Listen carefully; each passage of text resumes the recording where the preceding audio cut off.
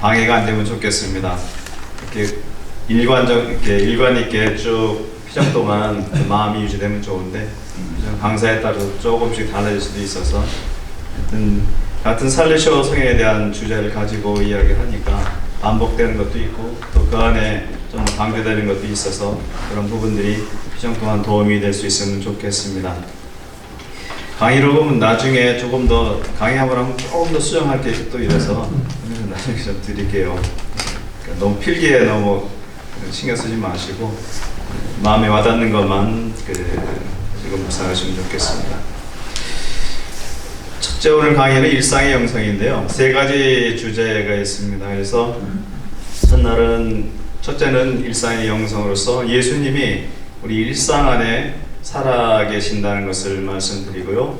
두 번째는 관계의 영성으로서 예수님이 관계 안에, 인간 관계 안에 살아 계신다는 것.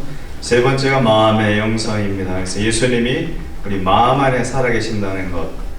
그래서 이 세 가지 주제를 가지고 말씀을 드리겠습니다. 사실 2년 전에 강구장님께 말씀드려서 돈보스코 예방교육을 조금 더 다시 한번 공부하고 이걸 정리해볼까 하면서 하다 보니까 이성, 사랑, 종교 이 세 가지 요소만 가지고 돈보스코를 다 설명할 수는 없더라고요. 대표적으로 이 세 가지를 우리가 많이 이야기하는데 살레쇼 성인, 그 뿌리인 살레쇼 성인 안에서도 이 세 가지를 좀 접목시킬 수 있는 것이 무엇인가를 계속 찾아오다가 이번 피정 강의 때 마침 강의가 3개 주어져서 세 가지 주제로 한번 연결시켜서 한번 해볼까 합니다. 그래서 예방교육하고 이렇게 연결시켜서 하는 건 아니고요. 다만 살레쇼 성인의 영성을 여러 가지가 있지만 세 가지 요소를 통해서 말씀을 드리고자 합니다. 첫째, 일상의 영성에 있어서는 세 가지를 말씀드리겠는데, 하나는 삶의 성화로서 매일의 경험을 성화시켜 나가는 것이 우리 수도 생활의 목표인 것 같습니다. 모두가 똑같은 삶을 살지만 우리 자신도 수도자로서 삶을 성화시켜 나가는 것이 우리의 목표고요.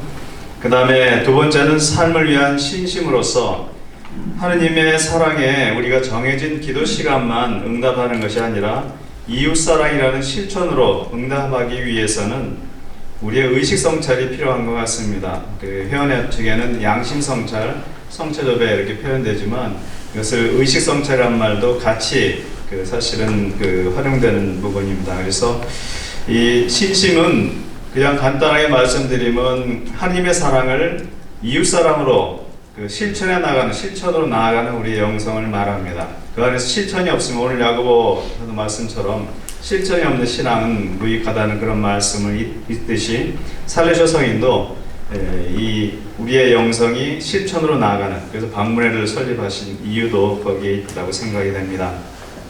세 번째는 삶에 대한 식별로 나의 뜻이나 나의 갈망과 현실 상황이 이제 충돌할 때가 있습니다.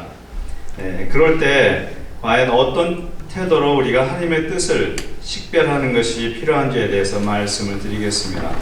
이것은 매일의 삶 안에서 사실은 우리의 소위 믿은 수도생활 안에서 나의 뜻과 또 하나님의 뜻이 무엇인지가 항상 충돌할 때 이것을 우리가 어떤 태도로 받아들여야 하는지에 대해서 살레쇼 성인의 말씀을 통해서 말씀을 드리겠습니다. 첫 번째, 삶의 성화로서 우리 수도생활의 목표가 매일의 우리의 경험을 성화시켜 나가는 것이라는 것을 말씀드리겠습니다. 교회원장 40방에는 어떠한 신분이든 그리스도의 발자취를 따르며 모든 일에서 하나님의 뜻과 영광을 추구하며 이웃에 헌신해야 한다고 이야기합니다. 성화의 길은 하나님께서 일상 안에서 우리를 변화시켜 나가는 과정입니다. 그런데 성화는 궁극적으로 내가 만드는 것이 아니라, 자신이 만드는 것이 아니라 하나님께서 만드시는 것입니다 하고 하나님께서 주도권을 갖고 계시다는 것을 교회 현장에 이야기하고 있습니다.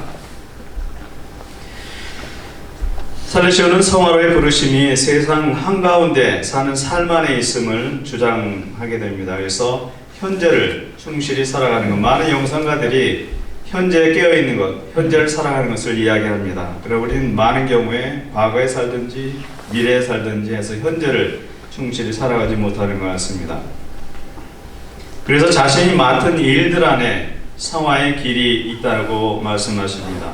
우린 매일의 상황들과 일들 가운데서 하느님을 발견하게 됩니다. 우리가 하느님을 대한 체험이 없다고 이야기할 때 어떻게 보면은 우린 끊임없이 과거 속에 아니면 미래 속에 살기 때문에 하느님에 대한 체험이 없다고 이야기할지도 모릅니다.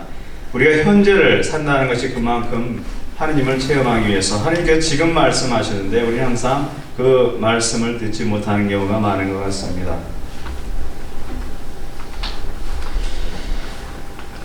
성화의 길은 평신도, 수도자, 성직자, 남성이나 여성, 독신자나 결혼한 사람 모두에게 열려 있습니다. 그런데 이 말씀 안에서 우리 모두가 공유하고 있는 것은 무엇일까? 수도자나 아니면 평신도나 남성이든 여성이든 우리 모두가 공유한 것은 무엇일까?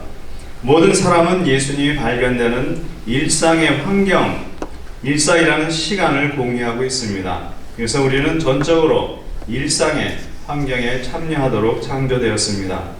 성화의 길은 세상을 거부하는 데 있는 것이 아니라 매일의 경험을 성화시켜 나가는 것 안에 있습니다. 그런 의미에서 아침에도 말씀드렸지만 성서 말씀을 우리가 되새김질하면서 그 말씀을 묵상하고 관상하면서 그분을 만나도록 하고 또 매일의 경험을 되새김질하기 위해서 의식성찰, 성체접의 양심성찰 같은 의미로 우리가 이런 것들이 매일도 필요하고 일주일, 한 달, 1년 이런 것들을 성서 말씀과 또 매일의 양심성찰, 의식성찰이 필요함을 우리는 생각할 수 있겠습니다. 사실은 어떻게 보면은 세번 강의 동안 이 의식성찰하는 게 매일의 삶 안에서 가장 중요하다는 것을 제가 말씀드리고자 합니다. 편지 브릴라르 자매에게 쓴 편지에 보면은 그대는 성화에 대한 커다란 갈망을 갖고 있습니다. 매일 그 갈망이 자라도록 노력하십시오. 우리 기도는 하나의 훈련이기 때문에 예수님을 만나는 것도 훈련이기 때문에 노력하라고 이야기합니다. 성화의 길은 부르심에 따라 다릅니다. 수도자, 과부, 결혼한 사람 등 모두가 성화를 추구해야 합니다. 그래서 이 말은 우리 하나님을 만나는 데는 방법에 문제가 있다는 겁니다. 시간을 어떻게 활용하고 삶을 어떻게 대하는지에 대한 방법의 문제가 우리 모두에게 달려있다는 것입니다. 살리신 영성은 어떠한 환경에서나 사라질 수 있고 그 환경을 증진시켜 나갑니다. 그러기에 가장 바쁘게 사는 사람과 봉쇄 생활을 하는 사람에게도 가능한 영성입니다. 그래서 우리에게는 기도 시간을 얼마나 길게 하느냐의 문제가 아니라 일상의 삶 안에서 어떻게 하느님을 만나느냐의 문제를 다루는 것이기 때문에 모두에게 가능한 영성이라고 살려주신 성인은 말씀하십니다. 네, 여기 잠깐 동영상 하나 보겠습니다. 보신 분들 있을 겁니다.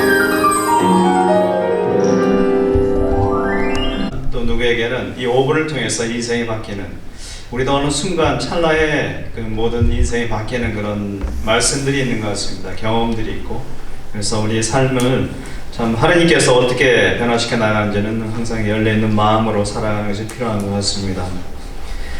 두 번째는 삶을 위한 신심으로서 하나님의 사랑에 우리가 정해진 기도 시간에만 응답하는 것이 아니라 이웃 사랑이라는 실천으로 응답하기 위해서 항상 의식 성찰이 우리의 삶을 성찰해보는 것이 필요하다는 것입니다. 하나님께서 만물을 창조하실 때 초목들이 그 종류에 따라 다양한 열매를 맺도록 해놓으셨습니다. 하나님은 교회에 살아있는 나무인 수도자들이 자신의 직분에 따라 고유한 신심의 열매를 맺기를 바라십니다. 우리에게는 청소년 영혼구원이라는 그런 열매를 맺도록 하나님께서는 바라십니다. 그런데 그 열매는 자신의 능력이나 일이나 직무에 적합한 것이어야 합니다. 그래서 항상 공동체를 통해서 이루어지는 것이라고 할 수 있겠습니다. 예방교육은 그냥 교육이 아니라 시스템이라고 하죠. 그 시스템이라는 것은 그 시스템이 잘 갖춰져야만, 조직이 잘 갖춰져야만 그 예방교육이 올바르게 실행될 수 있는 것 같습니다. 그러기 위해서는 자신에 대한 성찰이 필요하고 또 공동체적으로 예방교육 시스템에 대한 성찰이 필요한 것 같습니다. 회원 90제에 보면은 자신의 나약함을 잘 알고 있는 우리는 성찰, 진정한 뉘우침으로 하나님의 말씀에 응답하며 매일의 양심 성찰, 의식 성찰이 필요합니다. 하고 말씀이 되어 있습니다. 샹탈 수녀님에게 쓴 편지에 보면은 성화를 향한 그대의 갈망이 1년 내내 이파리와 꽃과 열매로 무성한 제노아 해변가의 오렌지 나무들과 같으면 좋겠습니다. 매일의 삶은 성화를 위한 그대의 갈망이 무르익는 시간입니다. 그러므로 끊임없이 신심의 열매를 맺도록 하십시오. 아마도 우리는 매일의 의식 성찰과 또한 관상적인 태도가 필요한 것 같습니다. 우리의 삶을 바라볼 때 관상적인 태도라는 것은 그 안에 그 삶의 의미가 무엇인지, 시대의 요구가 무엇인지, 하나님의 뜻이 무엇인지를 바라보려고 노력하는 그런 태도인 것 같습니다. 꿀벌은 꿀을 빨아들이면서 꽃을 조금도 상하지 않습니다. 매일의 의식 성찰은 일상의 시간을 빼앗는 아까운 시간이 아니라 오히려 모든 일을 완성하게 합니다. 그래서 자신의 소임이 잘 수행되고 있는지를 항상 숙고하는 시간이 바로 의식 성찰이라고 할 수 있겠습니다. 보석을 꿀에 담그면 그 광채가 더 밝게 빛납니다. 매일에 주어진 현실을 성찰하면 그 현실은 더욱 풍요로워집니다. 공동체가 더 화목해져서 공동체가 성장하게 되고 자신이 맡은 일을 더 즐겁게 할 수 있다는 것입니다. 의식 성찰을 하는 사람은 세속에 살면서도 세상 풍조에 물들지 않고 고통스러운 삶의 가운데서도 성화의 샘을 찾아내며 온갖 욕망 속에서도 경건한 삶에 대한 희망의 날개를 달고 날아갈 수 있습니다. 하고 말씀하십니다. 세 번째는 삶에 대한 식별입니다. 나의 뜻과 나의 갈망, 또 나의 현실 상황이 하나님의 뜻과 충돌할 때 어떤 태도로 하나님의 뜻을 식별하는 것이 필요한지에 대해서 말씀을 드리겠습니다. 하나님께서 수도자들을 배치하신 곳은 세상 한가운데입니다. 그 안에 하나님의 뜻이 계시되고 있습니다. 사실상에는 두 가지 뜻으로 말씀하시는데요. 인간은 하나님을 알고 사랑하며 그분의 뜻을 실행하도록 창조되었습니다. 그러나 그 뜻에 대한 식별과 응답은 단순한 문제가 아닙니다. 살레시아 성인은 이것을 하나님의 두 가지 뜻 안에 사는 것이라고 표현하셨는데요. 하나는 하나님께서 나타내시는 뜻, 그리고 또 하나는 하나님께서 기뻐하시는 뜻이라고 설명을 하십니다. 그래서 그에 대해서 설명을 드리겠습니다. 하나님께서 나타내시는 뜻은 하나님께서 말씀하시고 이끄시고 영감을 불어넣으시는 것을 통해 알려주는 뜻입니다. 그래서 성서 말씀 분명하게 우리에게 들려지죠. 그 다음에 교회 가르침도 마찬가지고 또 신심서적들 그리고 영적 지도도 분명하게 하나님의 뜻을 나타내는 뜻입니다. 각 사람 그 통로들을 통해서 우리의 마음의 움직임에 의해서 그 뜻을 식별하여 삶에 어떤 행동을 할지 어떤 선택을 할지에 대해서 우리는 선택을 하게 됩니다. 회원 87조와 91조에 보면 믿음으로 경청하는 성서 말씀은 일상에서 하나님의 뜻을 알게 하는 빛이며 우리의 성소를 충실하게 하는 힘입니다. 또한 원래 피정과 연례 피정은 공동체와 회원 각자가 하나님의 뜻을 식별하는 특별한 기회가 됩니다. 그래서 이런 기회들이 하나님의 뜻이 무엇인지를 다시 한번 우리는 분명하게 또 인식할 수 있는 기회가 됩니다. 그래서 이런 하나님께서 분명하게 드러내신 뜻에 대해서는 우리에게 필요한 것은 의지적으로 그 뜻에 순응하는 순응의 사랑이 필요하다는 것입니다. 그 뜻이 인식되면 이를 의지적으로 우리는 맞춰나가기 시작합니다. 이 의지적인 응답을 살레시아는 순응의 사랑, 즉 그 뜻에 우리의 의지를 일치시키는 사랑이라고 불렀습니다. 이거는 간단하게 설명이 되는데 그 다음에가 우리에게 어떻게 조금 더 생각해 볼 수 있는 것인데요. 하나님께서 기뻐하시는 뜻입니다. 각 개인의 동의와 별개로 이러한 상황들이 발생하는 것으로서 우리는 여러 가지 상황들, 사건들 안에서 살아가고 있습니다. 하나님의 뜻이 드러나는 것은 자신의 실제를 발견하는 현재의 특별한 상황입니다. 그래서 각 사람은 그 상황을 어떻게 받아들여야 될지를 결정을 하고 선택을 해야 합니다. 특별히 하나님의 뜻으로 받아들이기 힘든 내적, 외적인 상황들이나 사건들이 하나님께서 기뻐하시는 뜻이 드러나는 것입니다 하고 말씀하십니다. 회원 17절에 보면 하나님 신뢰로 살레셔 회원은 하나님 아버지께 온전히 신뢰를 두기에 어려움 앞에서 낙담하지는 않습니다. 또한 살레셔 회원은 세상의 가치를 받아들이고 자신이 처한 시대 상황에 대해 불평하지 않습니다 하고 이야기하고 있습니다. 119조에도 보면은 살레셔 회원은 어떠한 상황이라도 이를 성소 성장에 유익한 시간으로 여기면서 평생 양성을 위해 노력하며 살도록 불렸습니다. 우리는 끊임없이 이런 식별의 순간들, 하나님의 뜻이 무엇인지를 실은 분명하게 드러나는 것 외에 일상에서 만나는 어려움들, 내가 예상치 못했던 그런 상황들 안에서 그것을 어떻게 받아들여야 될지를 끊임없이 성성 안에서 또 하느님 안에서 찾아 나가야 되는 것 같습니다. 하나님께서 기뻐하신다는 뜻은 오해의 소지가 있습니다. 살레셔는 하나님께서 모든 사건과 실제를 일부러 드러나게 하신다고 말하는 것이 아닙니다. 모든 것이 하나님의 섭리 안에 있다는 것을 이야기합니다. 모든 것이 구원 역사의 진행 과정 안에 있음을 말하는 것입니다. 어제 야고보서에서도 보면은 시련을 견뎌내는 사람은 행복합니다. 생명의 화관을 받습니다. 하나님은 아무도 일부러 유혹하시지 않습니다 하고 분명하게 어제 야고보서에 말씀하셨죠. 그래서 여기에는 내어맡김의 사랑이 필요하다고 했는데요. 하나님께서 기뻐하시는 뜻, 일상에서 만나는 그런 어려움들 안에서 우리는 우리의 응답을 내어맡기는, 하나님께 모든 것을 맡겨드리는 그런 사랑이라고 했습니다. 갑자기 들이닥친 시련은 인내와 관대함으로 받아들여질 수 있고 즉각적이고 유연한 사랑으로 받아들일 수 있었는데 이것을 거룩한 무심, 거룩한 이탈 그런 표현도 하셨습니다. 이것은 자신의 능력을 넘어서는, 내가 이해할 수 없는, 내가 받아들일 수 없는, 그렇지만 하나님의 뜻이 분명히 있다는 그런 신뢰심과 확신이 필요한 것 같습니다. 이 두 가지 뜻 안에서 용기 있게 살아가는 것이 하나님의 뜻과 조화를 이루며 살아가는 길이 됩니다 하고 말씀하셨습니다. 우리가 있는 곳에 현존하시는 사랑의 하나님은 현재를 허락하셨습니다. 그래서 자신이 누구인지, 어디에 있는지, 어떤 일을 하는지를 받아들일 필요가 있습니다.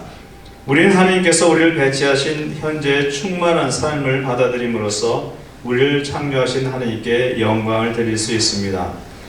우리 사실 매년 1월이면 자신의 새로운 소임을 찾아 떠나게 되는데요. 그 안에 하나님의 뜻이 있다는 것을 우리는 생각할 수 있습니다. 물론 그 선택과 결정에는 인간적인 한계들이 있습니다. 광고장식 우리도 어떤 선택할 때 항상 하나님께 기도하지만 인간적인 한계들을 우리는 무시할 수 없는 것 같습니다. 그럼에도 불구하고 하나님께서는 각 개인을 위해서 최상의 뜻을 또 우리 앞에 미래에 그런 준비하고 계시다는 것을 우리는 생각할 수 있겠습니다. 그러한 것을 설교수님이 말씀하시는 것이 그대가 맡고 있는 일을 그대만의 노력으로 성공하려 하지 말고 하나님의 도우심을 청하십시오. 그리고 그분의 돌보심에 자신을 맡기십시오. 하나님께서 그대를 위해 가장 좋은 것을 하실 것이라는 확신을 가지십시오. 어떻게 보면 우리도 맨날 빅피처 여러 가지 EPP 많은 것을 이야기하고 큰 그림, 큰 계획을 우리가 이야기하지만 실은 하나님께서 우리의 어떤 긴 인생을 통해서 그런 것들을 마련하고 계시다는 것을 우리는 신뢰할 수 있어야 할 것입니다. 브릴라르 자매에게도 성화의 길은 선하신 하나님의 뜻에 자신의 뜻을 일치시키는 것입니다. 성화의 길을 가기 위해 항상 하나님의 뜻이 우리가 관여하는 모든 것 안에 있음을 숙고하고 인정해야 합니다. 그래서 그분이 원치 않은 것을 피하고 그분이 원하시는 것을 성취할 수 있어야 합니다. 아마도 우리가 많이 수련회 때 쓰는 모래의 발자국처럼 우리가 고통스럽고 시련의 순간들에 하느님이 어디 계시냐고 따질 수 있지만 그분이 그 고통의 순간에 나를 얻고 가셨다는 것을 우리는 이야기하듯이 우리 자신의 삶 안에서 하나님께서 분명히 나를 내치시고 내버려 두시는 것이 아니라 오히려 우리와 더 깊이 있게 함께 계시다는 것을 우리 생각할 수 있겠습니다. 그대를 괴롭히는 매일의 작은 좌절들을 인내하십시오. 하나님께서는 지금 그대에게서 그 밖에 다른 것을 바라지 않으십니다. 그러므로 다른 것을 하려고 시간을 낭비하지 마십시오. 주님께서 성녀 마르타를 책망하실 때 마르타 마르타 너는 너무도 많은 일로 걱정하며 마음을 쓰고 있다고 하셨습니다. 마르타가 너무 많은 일을 걱정하고 불안해했기 때문에 초조해져서 주님으로부터 책망을 듣게 되었습니다. 넓은 평야를 유유히 흘러가는 강물은 큰 배를 띄우고 많은 화물을 운반할 수 있고, 고요히 땅 위에 내리는 비는 밭의 농작물과 목장의 풀을 기르게 됩니다. 그러나 거세게 흐르는 물결은 둑을 무너뜨리고 교통을 마비시키며 심한 폭풍우는 전닭과 목장을 황폐케 할 뿐입니다. 서둘러서 급하게 하는 일은 절대로 되지 않을 것입니다. 아마도 지금 나는 만족할 수 없고 고통스럽고 힘들다 하더라도 하나님께서 분명히 나를 위해 좋은 것을 마련해 주실 것이라는 신뢰심을 갖게 될 때 우리의 마음은 어떻게 보면 유유히 흐르는 강물처럼 평화로운 마음을 유지할 수 있는 것 같습니다. 일을 함에 있어서 하나님의 섭리에 온전히 신뢰하십시오. 계획한 일의 성취 여부는 하나님의 섭리에 달린 것입니다. 그대의 역할은 그분의 섭리에 협력하는 것입니다. 그러니 하나님을 잘 신뢰하며 서서히 전력을 다하십시오.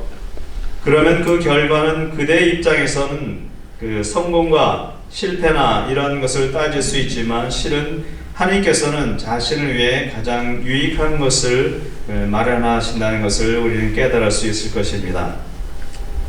샹탈 스님에게도 이런 편지를 하셨습니다. 나는 그대의 영혼 안에 한 해의 계절이 다 마련되어 있는 것을 모여 있는 것을 봅니다. 때때로 당신은 겨울철의 메마름과 산란함과 혐오감과 지루함을 경험하게 되며 어떤 때는 5월의 작은 꽃들로부터 이슬과 향기를 경험하고 어떤 때는 하나님을 기쁘게 해드리기 위한 따뜻한 봄바람을 갖게 될 것입니다. 남아있는 것은 가을인데 그대는 그 열매들이 자신의 생각만큼 많지 않다고 말합니다.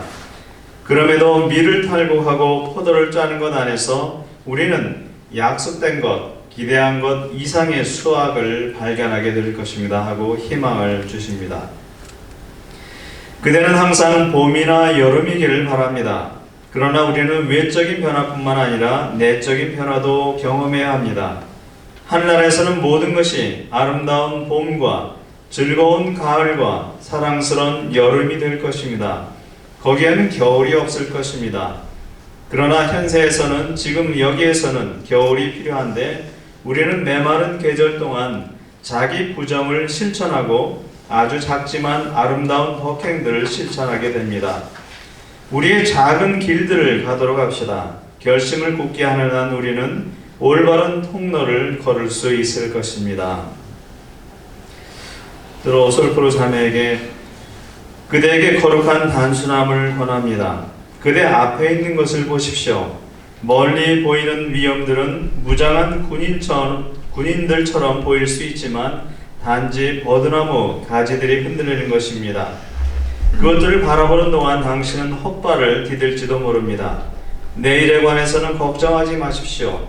오늘을 잘 사는 것만 생각하십시오. 내일이 올 때 그것은 오늘이 될 것이기에 그때에 가서 그것에 관하여 생각할 수 있을 것입니다. 모든 것 안에서 우리는 하나님의 섭리를 신뢰하며 그 섭리에 자신을 전적으로 맡겨야 할 것입니다.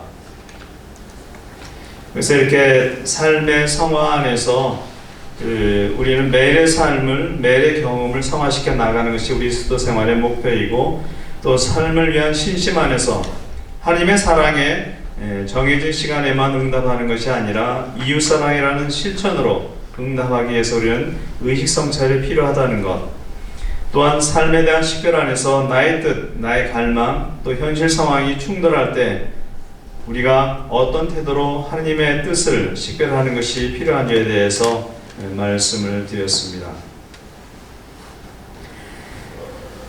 마치겠습니다. 영광이 성부와 성자와 성령께 빈자들의 도움이